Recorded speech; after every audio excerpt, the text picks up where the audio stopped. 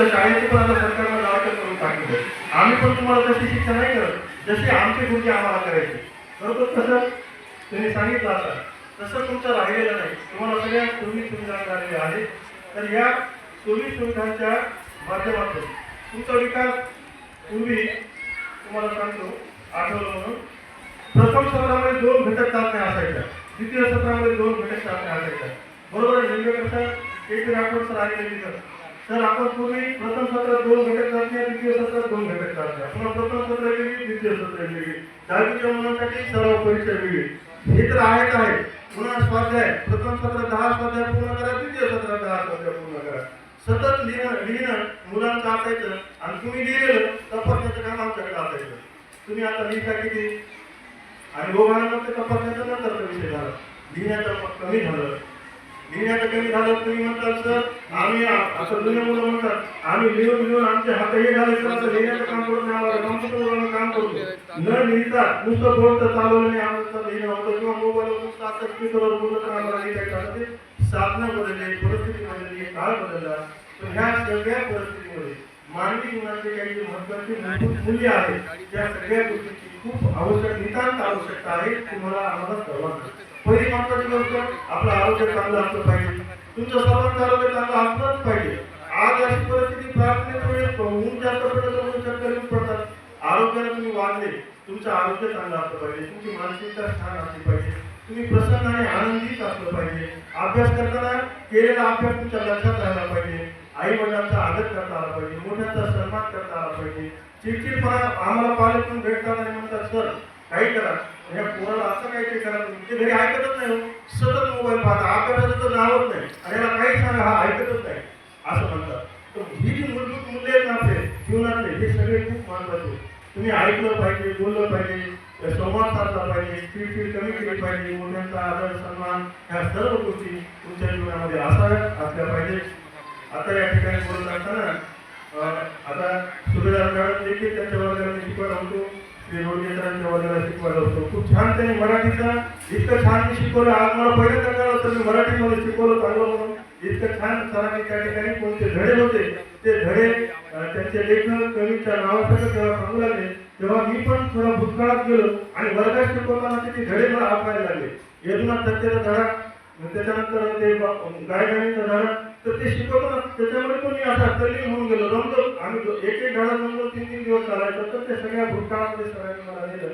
भूतकाळामध्ये गेलो होतो.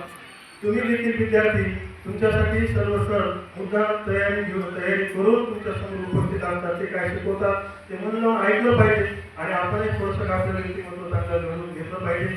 असं या निमित्तानं मला सांगावं वाटतं.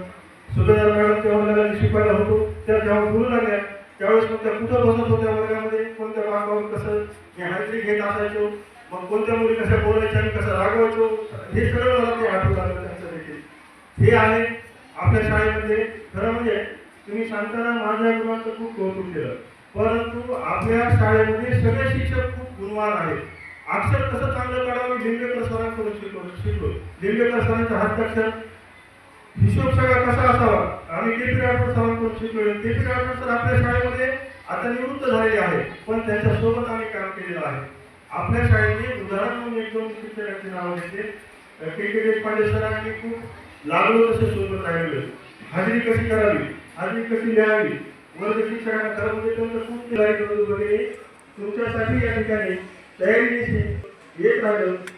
त्याच्यानंतर काय घ्यायचं आणि काय नाही सांगण्यापेक्षा तुमच्या वरती अवलंबून असतं. म्हणजे कसं एक उदाहरण तुमच्या लक्षात येईल. द्रोणाचार्यांनी सगळ्या शिष्यांना विचारलं. त्याच्यासमोर 105 शिष्य होते. 105 शिष्याला सगळ्यांना विचारलं नाही की आता आपल्याला पोपटाचा हा गोळा भेटायचा आहे.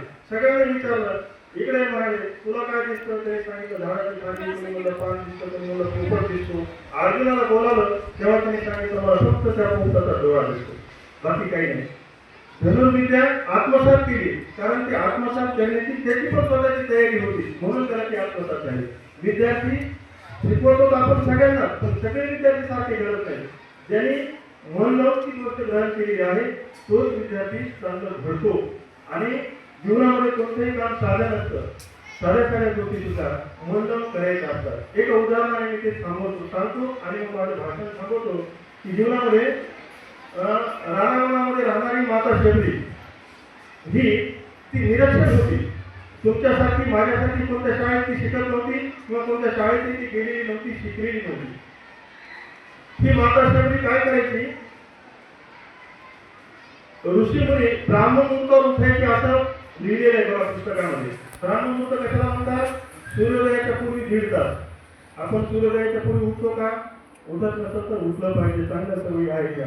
सूर्योदयापूर्वी ती उठायची आणि ऋषीमुनी आश्रमापासून नदीपर्यंत स्नानाला जायचे, तर तो रस्ता ती झाडायची.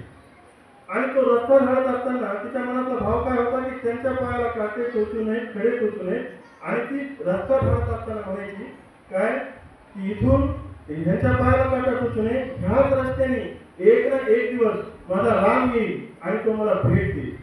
बस ह्याच भावनेने ती फक्त झाडत गेली. तिचं झाडण्याचं साधं काम देखील हे सत्कर्म ठरलं आणि तिच्या उष्ट्या मोडासाठी प्रभू रामचंद्राला त्या ठिकाणी यावं लागलं.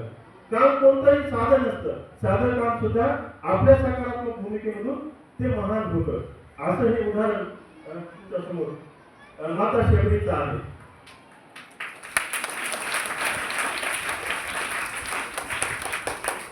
म्हणून ते आहे ना, सत्कर्म योगे वय घालवावे, सर्वांची मंगल बोलवावे. सत्कर्म योगे वय घालवावे. सत्कर्म म्हणजे जे काम आपण रोज करतो ते काम मनापासून सकारात्मक दृष्टी ठेवून आनंदानं प्रेमानं ते काम करावं.